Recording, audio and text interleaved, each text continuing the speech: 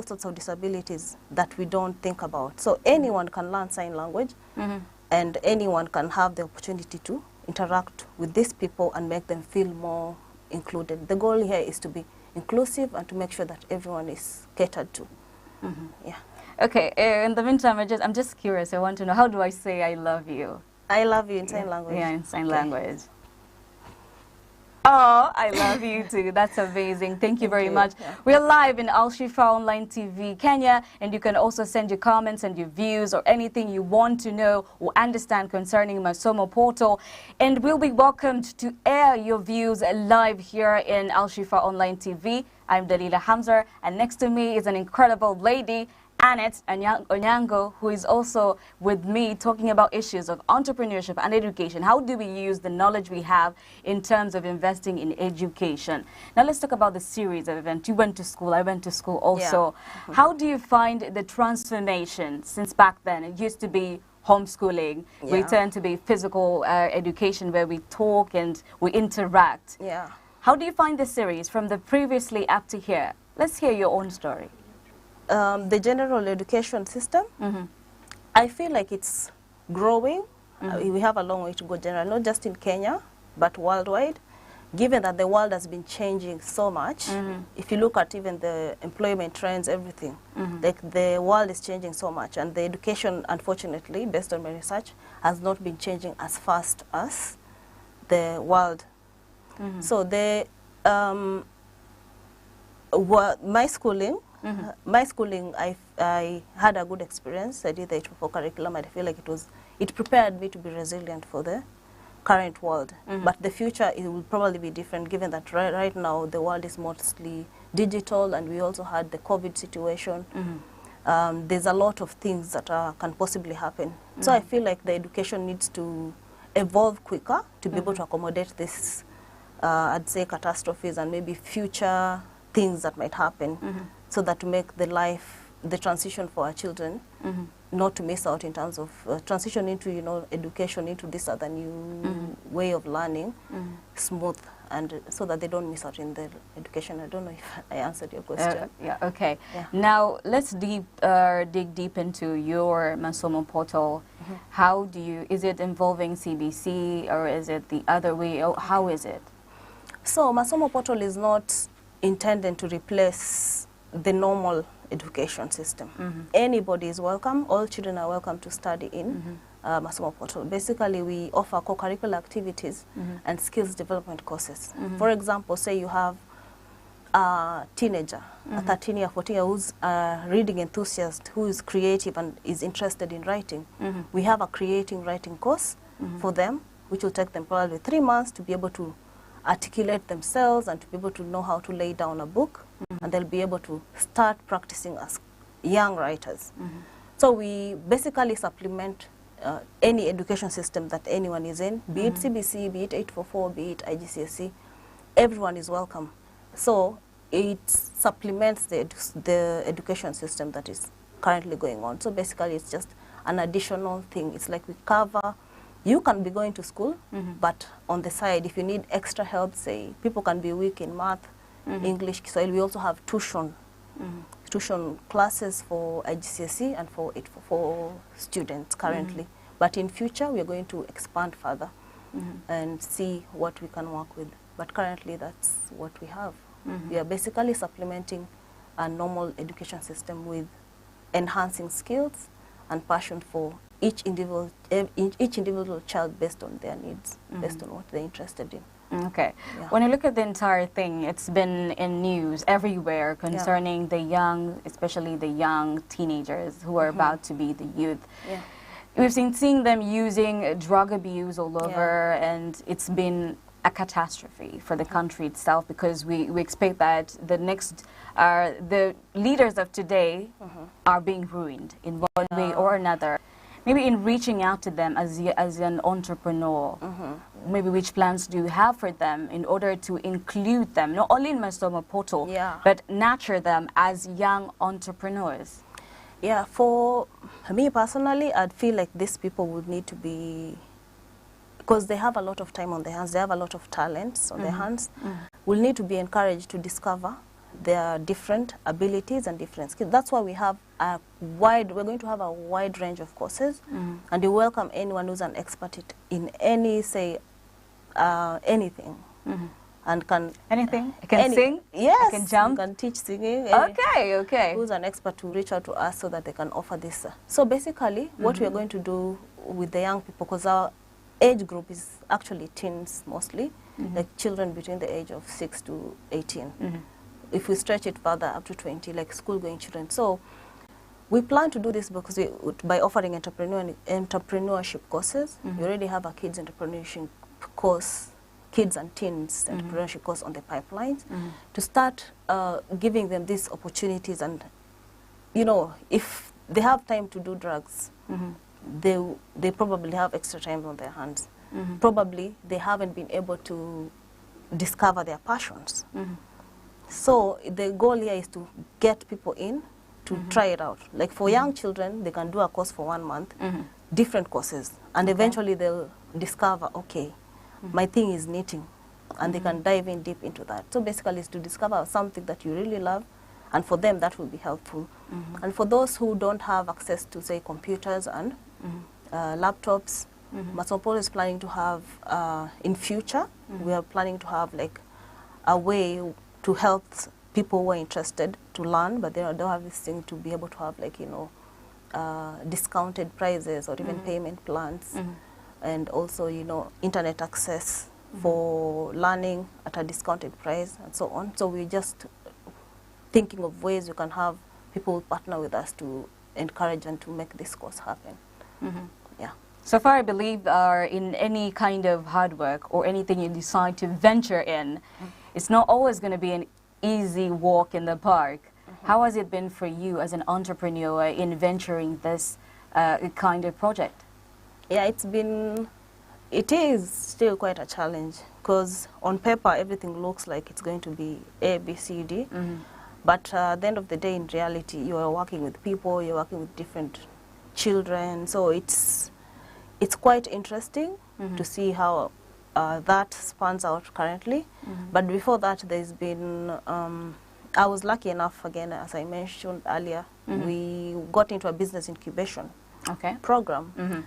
And that really helped us, equipped us with business skills. It was a 3-month program. And I feel like if it were not for that, it would have been more of a challenge, because up to now we are still in that program. They're helping us out. If you have any issues with the, you know, if you need any to consult them in case of anything, because we are young. I'm not an experienced business person, but I'm just starting out. So that support has made it easier. Not that it's easy, but it has made it easier for me. And we also, with the help of them, we also had a crowdfunding that, because every business needs capital. So we successfully did a crowdfunding campaign with their platform, and we managed to have 80 supporters, which shows that a lot of people believe in our course and our ideas. So that is encouraging. You know, as long as you're passing through hurdles and you remember that, oh yeah, we had people who supported us and people who believe in our course, it keeps us going, and we feel like as long as it is something that is solving a problem, it is worth the hurdles. Worth it. Yeah, it's worth the hurdles that we're going to meet along the way. But yeah, it's definitely not easy. In terms of the same statement that you have said, in monitoring your business, how do you do it? Like, maybe there are young entrepreneurs who are looking at you right now and are saying, okay, if Anna decided to do this, what would I do as a young entrepreneur who's there? So how is monitoring the entire thing? You know, we're forming through digital, and we're looking at, it's all about working from your comfort zone, from home. But how, I think it's not easy, or it has been for you. It's not easy. Okay, I also have an advantage. I have a background in digital marketing. I've been doing digital marketing prior to this Masomo Portal project. So it has helped me, it has helped that I have that experience. But for anyone wondering how they would monitor a startup business, basically nowadays it's easy to, there are tools. There are many tools that are out here for free. Say if you want to They say there's nothing free in the world. I know, yeah. Like everything, if you want to scale, you have to pay. Yeah, but again, I'd say to them, I thought I had knowledge on business, but in reality, it's a bit different because you have to be flexible. You have to know when to turn around, to change things, and yeah, the business training actually helped.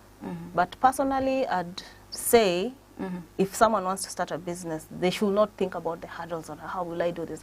Only the best positive thing, yeah, just start and go with the flow and figure out any hurdles. If they come, deal with them one by one like that. So that's the only way to do it. And if you fail once, as they say, most of these people we read about, Richard Branson, all these inventors, some of them did so many businesses and failed many times, and they were given many no's before finally they got to where they are. So yeah, it's just a matter of just taking that brave step and starting. Okay, in opening up the portal of Masomo, I'm curious to know, like, the kind of teachers you expect.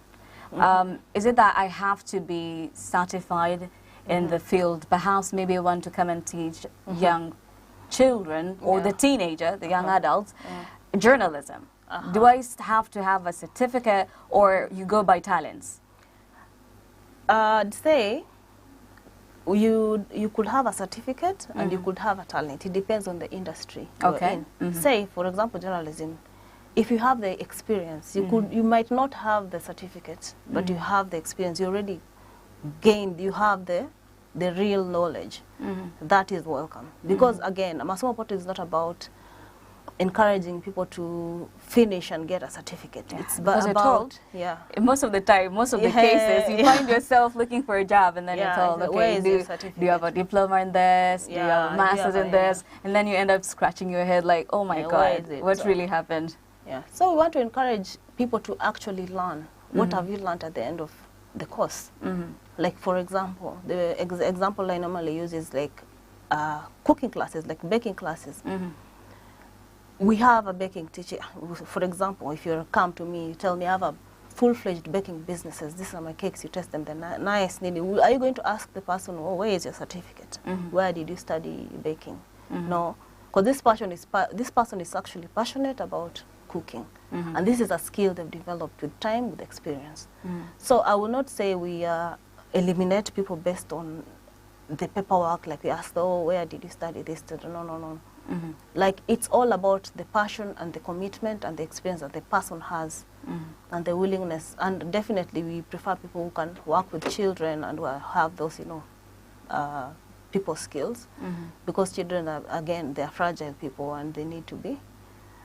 Also, that's a skill. So it's not, you don't have to come with a certificate. I know how to handle children. No, it comes naturally for some people. For other people, it doesn't come. Because other people might be good at teaching, but they are good at teaching adults.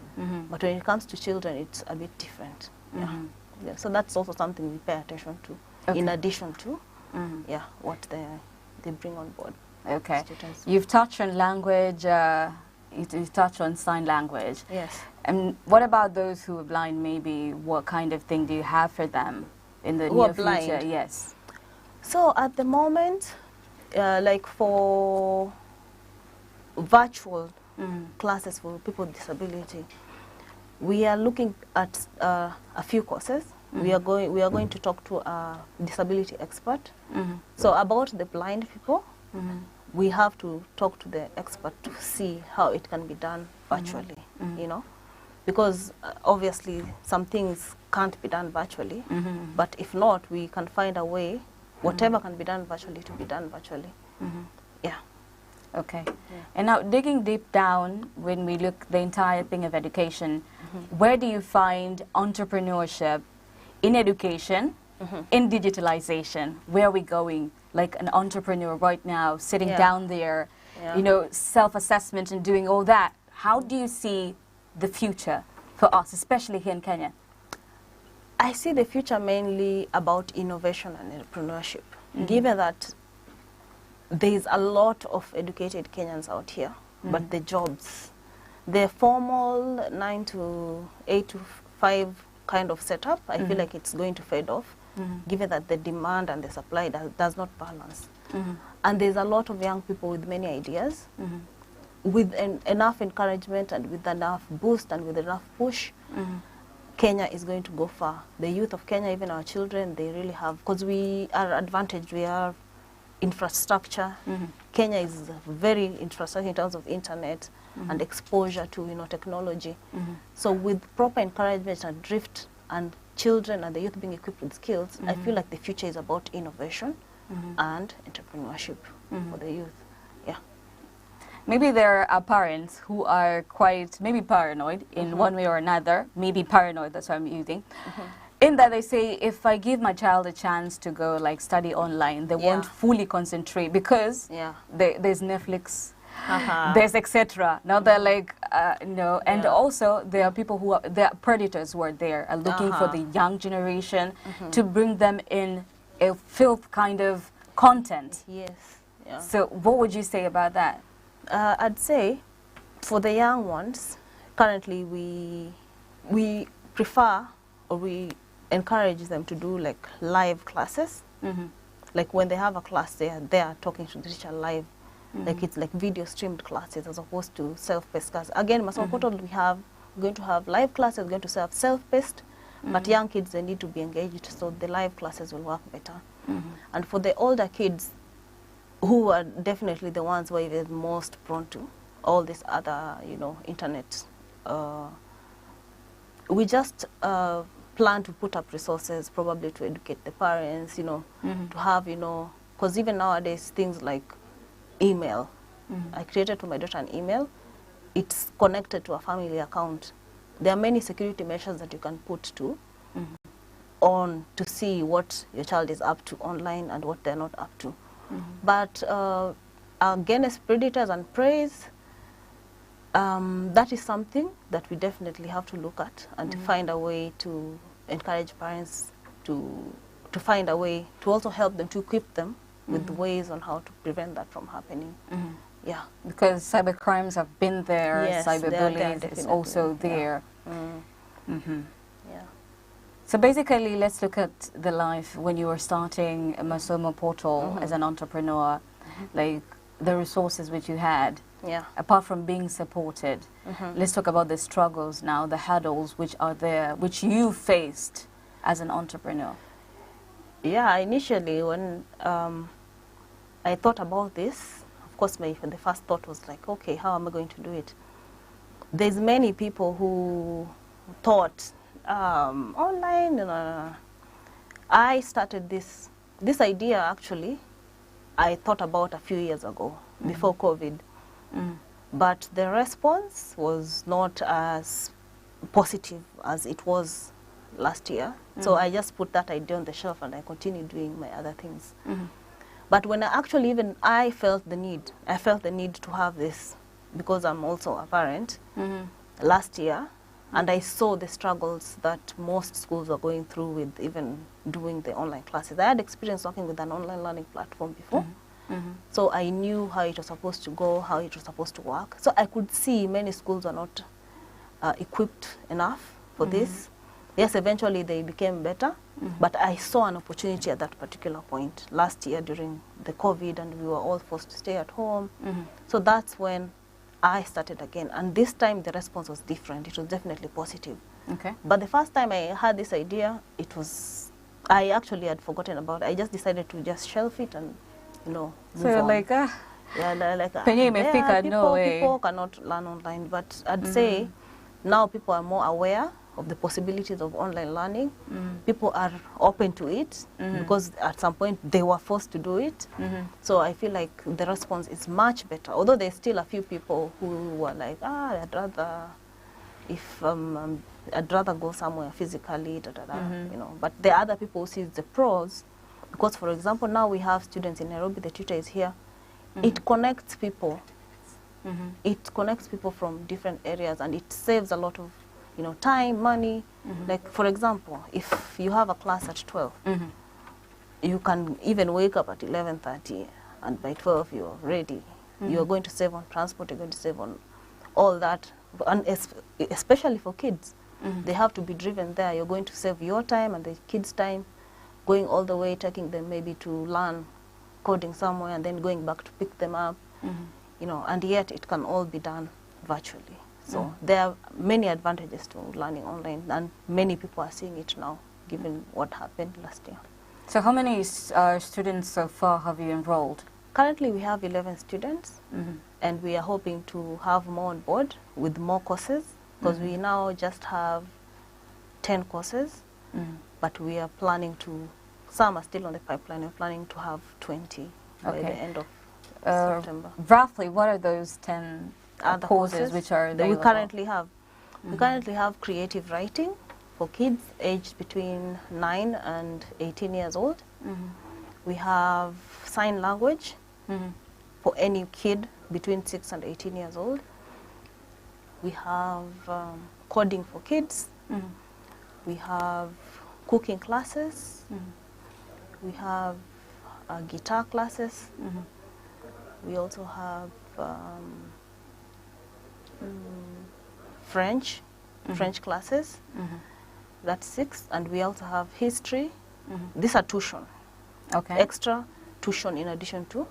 We have history, maths, Kiswahili, and English. Yeah. Okay. Yeah. And the experiences of the students especially and the teacher, how was it when you talked to them? Like in terms of monitoring now, you're going to, things are different on the ground. On the ground, yeah. Yeah. So when you're going to monitor them, what was their response from where they are? The parents and yeah. So far, we've only gotten good responses. We've had very happy parents, even some who are doing other tuition services from other platforms. They're happy with what we are doing right now, which was quite encouraging for us. Yeah, there's a few hurdles here and there, like for example, you know, time, people keeping time, and that is something we are working on. We're encouraging people to sign. We create like an FAQ for them.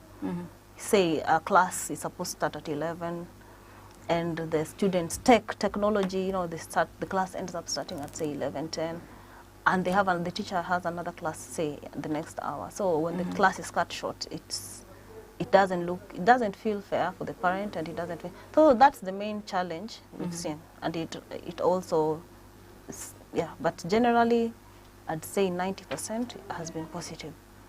Yeah, most parents are very happy, children are very happy. Yeah, the few that we currently have. Okay. Yeah. So in terms of a digital worker, you've been there, you've seen the challenges which are being facing there on entrepreneurs state. Do you think that they are really educated, or they're given the enough information or knowledge to start like an application, you know, start an app? Because many are like, how do I even start an app?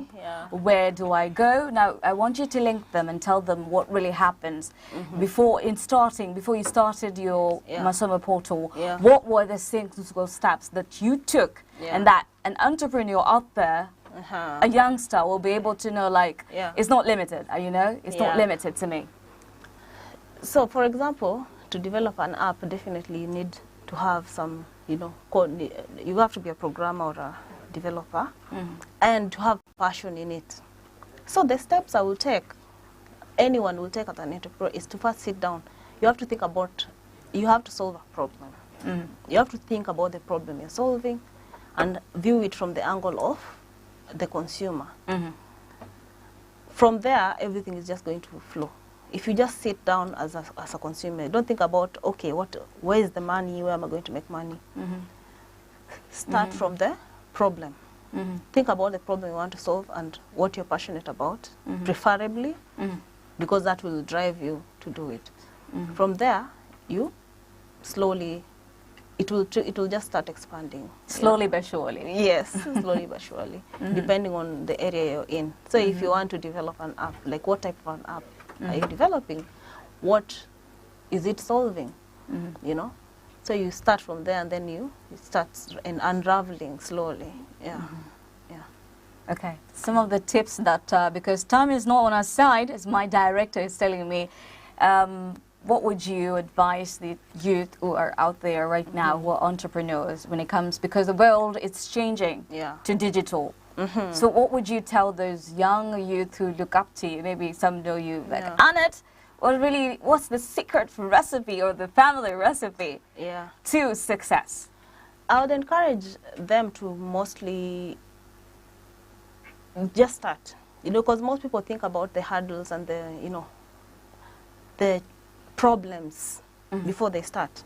For example, someone might think, I don't have money, I don't have this. That's a big problem. And that's a big problem. I know that's a big problem. Huge, in fact. If you really have a good idea that is solving a problem, there are so many organizations out here that fund the youth, including the government, that they offer, support to genuine projects that are going to solve the problem. And I have seen that personally from Masomo Portal, because we've gotten a lot of support, even from the very young startups phase, before even we launched our platform. So it's just a matter of thinking about what you're passionate about and what you want to do, and reaching out to all these other avenues for funding. The moment you are there and you started and you've seen, yes, I can solve this problem, it will be easy for you to get a lot of support in terms of funding, because I know that's the main thing people think about. How much will that cost me? No, it's expensive.